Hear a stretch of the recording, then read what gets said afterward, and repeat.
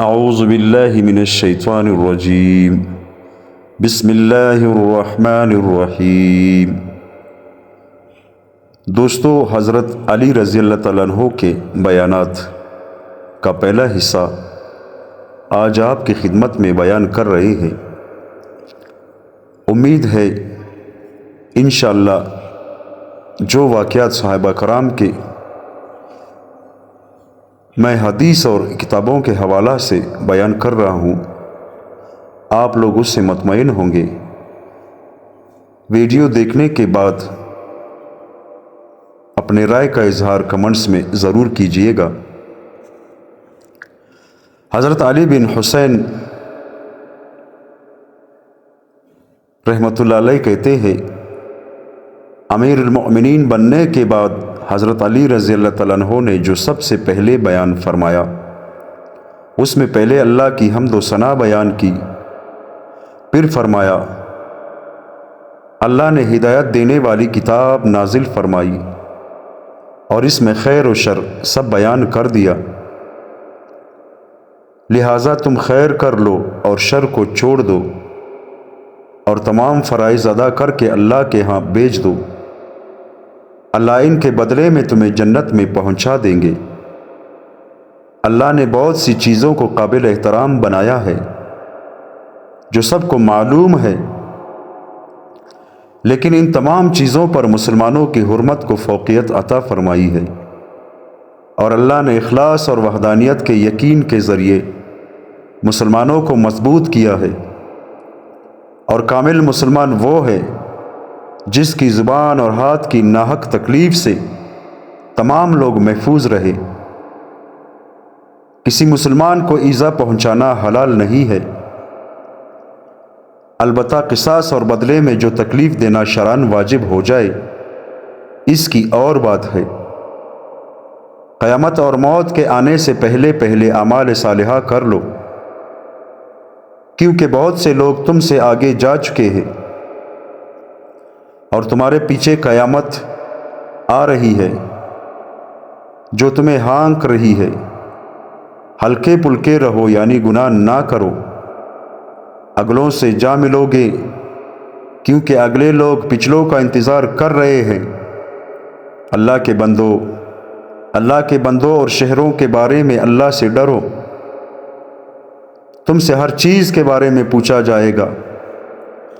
حتیٰ کہ زمین کے ٹکڑوں اور جانوروں کے بارے میں بھی پوچھا جائے گا۔ اللہ کی اطاعت کرو، اس کی نافرمانی نہ کرو۔ جب تمہیں خیر کی کوئی چیز نظر آئے تو اسے لے لو، اور جب شر نظر آئے تو اسے چھوڑ دو، اور اس وقت کو یاد رکھو جب تم توڑے تھے اور سرزمین مکہ میں تم کمزور سمجھے جاتے تھے۔ ایک مرتبہ حضرت علی رضی اللہ تعالیٰ عنہ نے بیان فرمایا جس میں ارشاد فرمایا، آدمی سے اس کے کنبے کو اتنے فائدے حاصل نہیں ہوتے جتنے کنبے سے آدمی کو حاصل ہوتے ہیں، کیونکہ اگر آدمی کنبے کی مدد سے اپنا ہاتھ روکتا ہے تو صرف ایک ہاتھ رکتا ہے، اور کنبے والے اپنے ہاتھ روک لے تو پھر کئی ہاتھ رک جاتے ہیں۔ اور کنبے کی طرف سے آدمی کو محبت، حفاظت اور نصرت ملتی ہے۔ بعض دفعہ ایک آدمی دوسرے آدمی کی خاطر ناراض ہوتا ہے، حالانکہ وہ اس دوسرے آدمی کو صرف اس کے خاندانی نسب کی وجہ سے ہی جانتا ہے۔ میں تمہیں اس بارے میں اللہ کی کتاب میں بہت سی آیتیں پڑھ کر سناؤں گا۔ پھر حضرت علی رضی اللہ تعالیٰ عنہ نے یہ آیت پڑھی،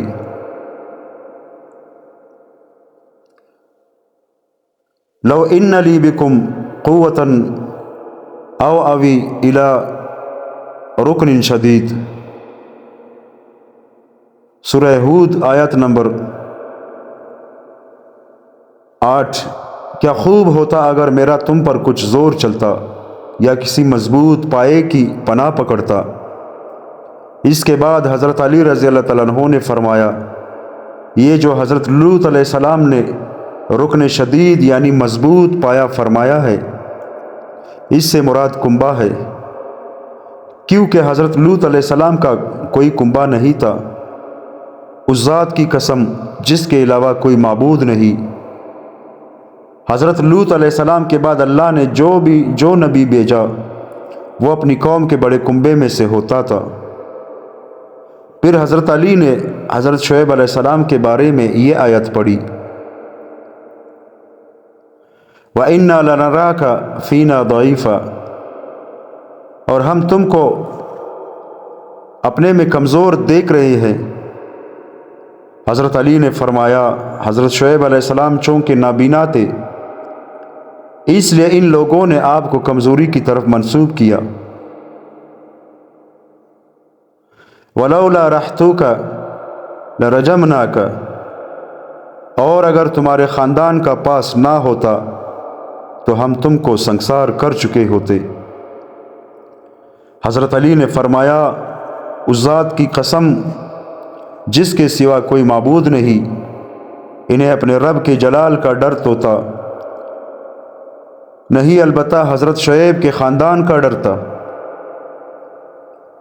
حضرت شعبی رحمۃ اللہ علیہ کہتے ہیں جب رمضان شریف آتا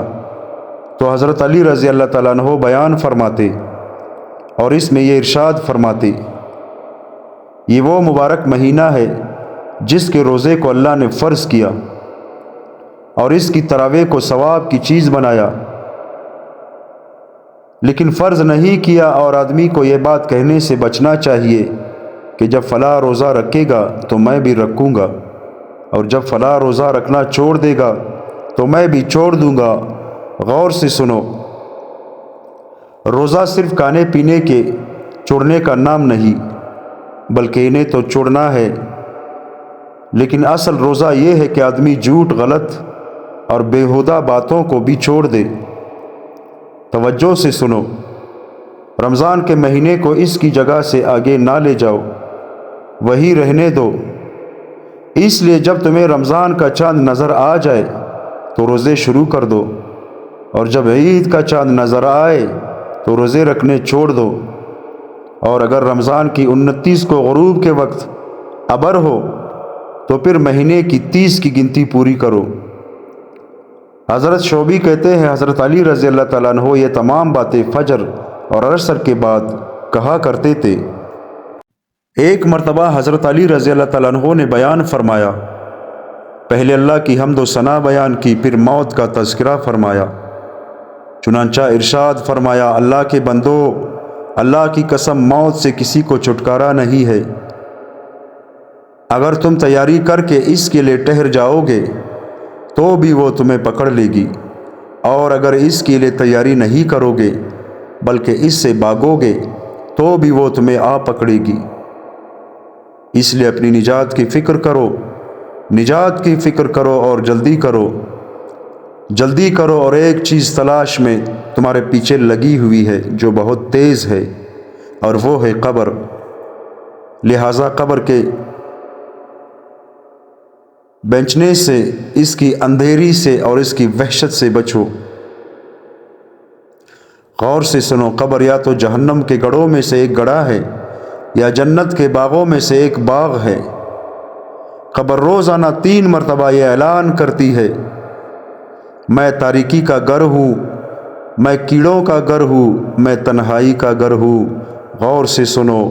قبر کے بعد وہ جگہ ہے جو قبر سے بھی زیادہ سخت ہے، وہ جہنم کی آگ ہے جو بہت گرم اور بہت گہری ہے، جس کے زیور یعنی سزا دینے کے آلات لوہے کے ہے، جس کے نگران فرشتے کا نام مالک ہے، جس میں اللہ کی طرف سے کسی طرح کی نرمی یا رحم کا ظہور نہیں ہوگا۔ اور توجہ سے سنو، اس کے بعد ایسی جنت ہے جس کی چوڑائی آسمانوں اور زمین کے برابر ہے، جو متقیوں کے لیے تیار کی گئی ہے۔ اللہ ہمیں اور آپ کو متقیوں میں سے بنائے اور دردناک عذاب سے بچائے۔ حضرت اسما بن نباتہ بھی اسی بیان کو اس طرح نقل کرتے ہیں کہ ایک دن حضرت علی رضی اللہ تعالیٰ عنہ ممبر پر تشریف فرما ہوئے۔ پہلے انہوں نے اللہ کی حمد و ثنا بیان کی اور موت کا ذکر کیا، اور پھر پچھلی حدیث جیسا مضمون ذکر کیا۔ اور قبر جو یہ اعلان کرتی ہے کہ میں تنہائی کا گھر ہوں، اس کے بعد اس روایت میں یہ ہے کہ غور سے سنو، قبر کے بعد قیامت کا ایک دن ہے جس میں بچے بوڑھے ہو جائیں گے اور بوڑھے مدہوش اور تمام حمل والیاں دن پورے ہونے سے پہلے ہی اپنا حمل ڈال دیں گی۔ اور اے مخاطب، تمہیں لوگ نشے کی حالت میں نظر آئیں گے، حالانکہ وہ نشے میں نہیں ہوں گے، لیکن اس دن اللہ کا عذاب بہت سخت ہوگا۔ اور ایک روایت میں ہے کہ اس کے بعد یہ ہے کہ پھر حضرت علی رضی اللہ تعالیٰ عنہ رونے لگے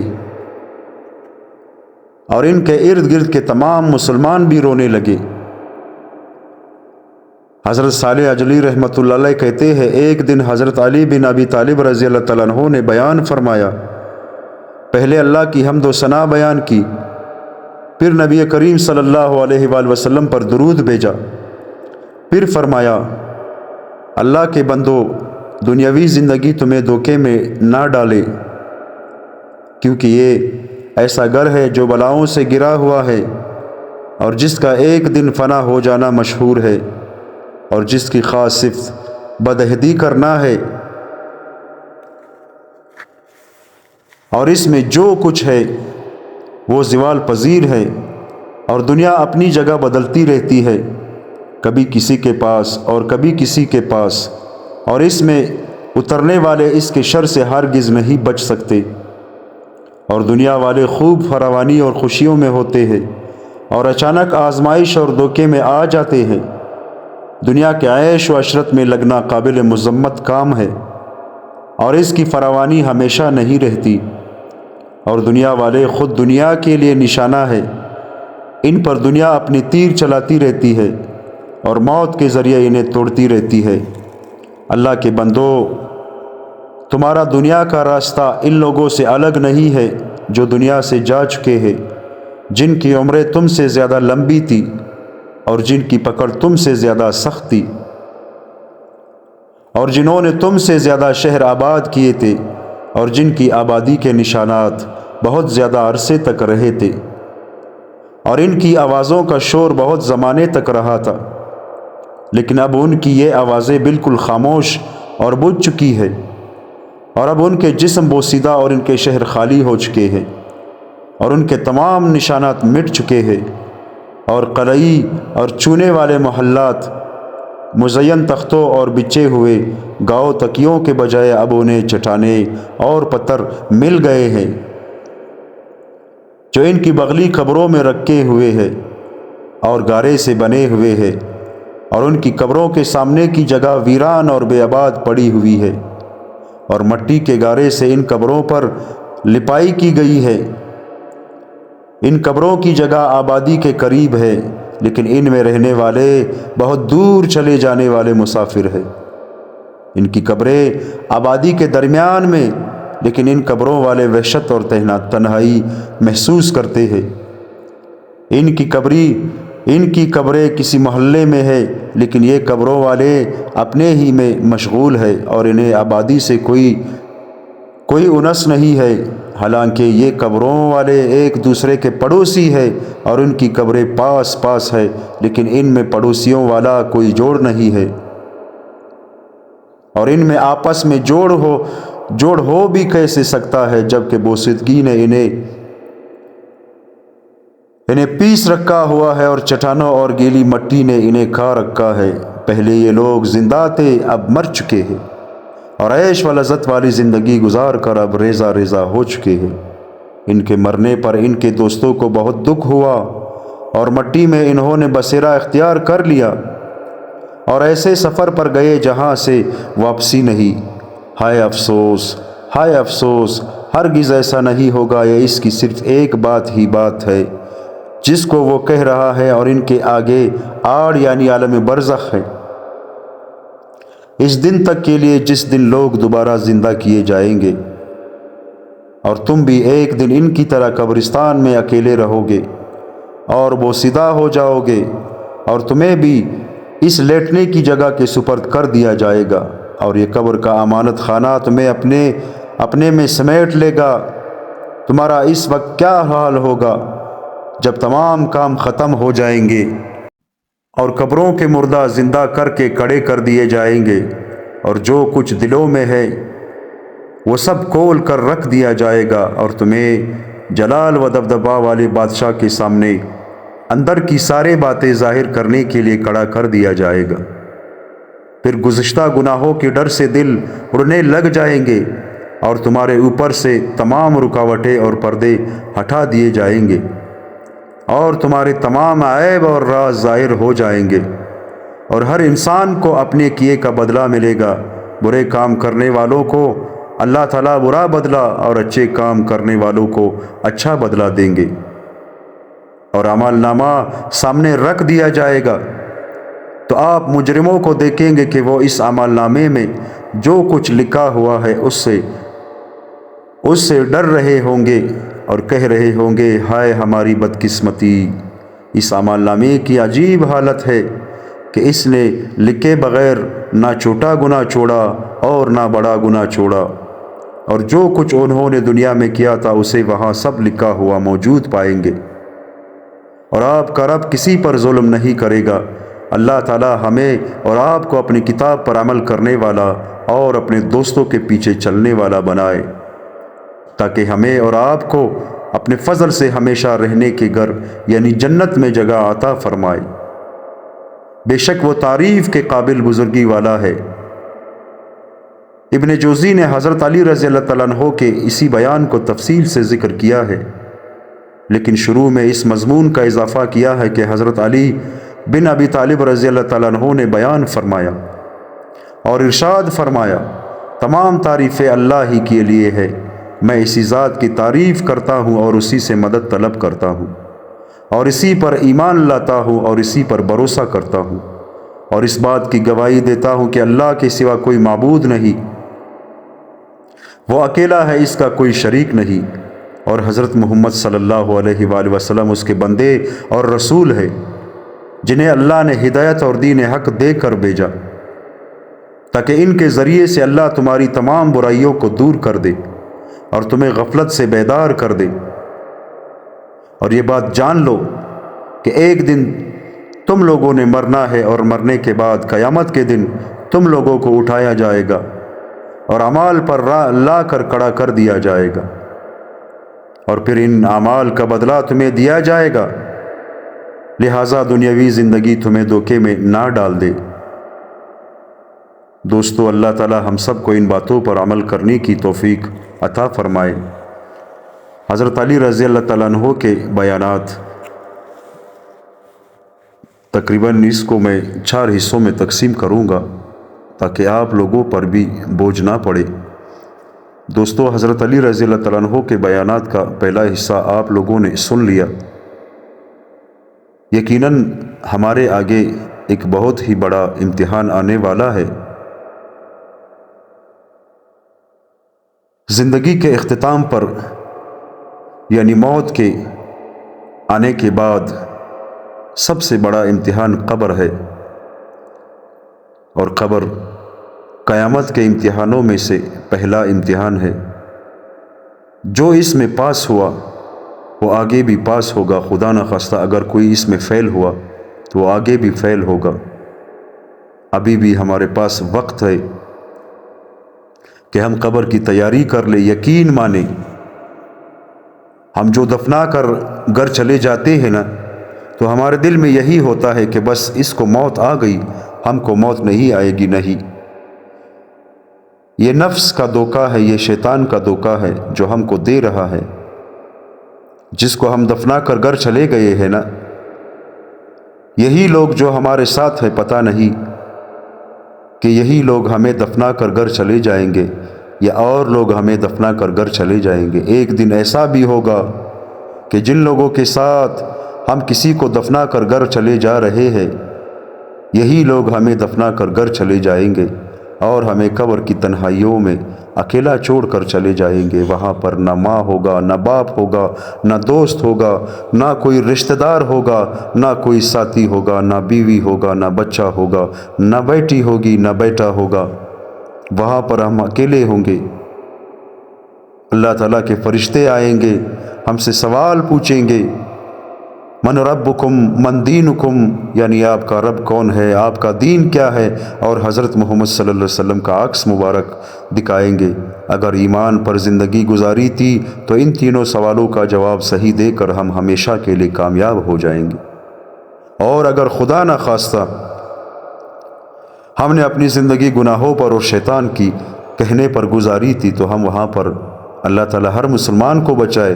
ہم وہاں پر ناکام ہو جائیں گے، پھر ہمارے پاس رونے کے سوا اور کچھ بھی نہیں ہوگا، اور وہ رونا ہمارا بالکل بیکار ہوگا، وہ رونا ہمارا بالکل بیکار ہوگا۔ اگر اس دنیا میں ہم اللہ کے خوف سے، اللہ کے ڈر سے، اللہ تعالیٰ کے سامنے اپنے گناہوں پر روئیں گے تو ایک آنسو ہمارے گناہوں کو دھونے کے لیے کافی ہے۔ دوستو، موقع ہے ہمارے پاس، یقین مانیے بہت ہی بڑا موقع ہے، اس موقع کا ہم فائدہ اٹھائیں اور اللہ تعالیٰ کو اپنی زندگی میں ہی راضی کر لیں، تو پھر موت، قبر اور حساب کتاب ہمارے سامنے کچھ نہیں ہے۔ اگر ہم نے اپنی زندگی کو شیطان کے کہنے پر، شیطان کے راستے پر چلنے پر گزاری تو ہمارے لیے بہت ہی بڑی ہلاکت ہے۔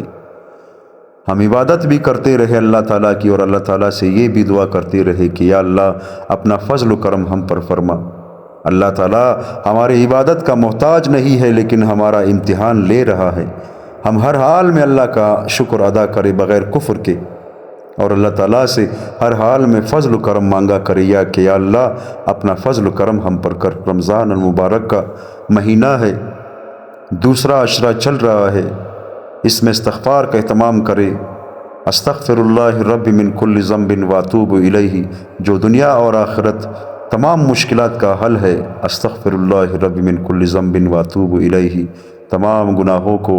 ختم کرنے والا ہے۔ بالکل انسان ایسے ہو جاتا ہے جیسے ابھی ہی اس نے ماں کے پیٹ سے جنم لیا ہو، لیکن بندوں کا جو حق ہے وہ معاف نہیں ہوتا۔ اگر آپ نے کسی کا حق کھایا ہے تو اس کا حق دینا پڑے گا، اگر کسی کی زمین پر قبضہ کیا ہے تو اس کی زمین کو لوٹانا پڑے گا، اگر کسی کو خدا نخواستہ ناحق قتل کیا ہے تو اس کا بدلہ دینا ہوگا۔ بقایا جو گناہ ہے وہ اللہ تعالیٰ معاف کر دے گا۔ اللہ تعالیٰ ہم سب کو ان باتوں پر عمل کرنے کی توفیق عطا فرمائے، آمین ثم آمین۔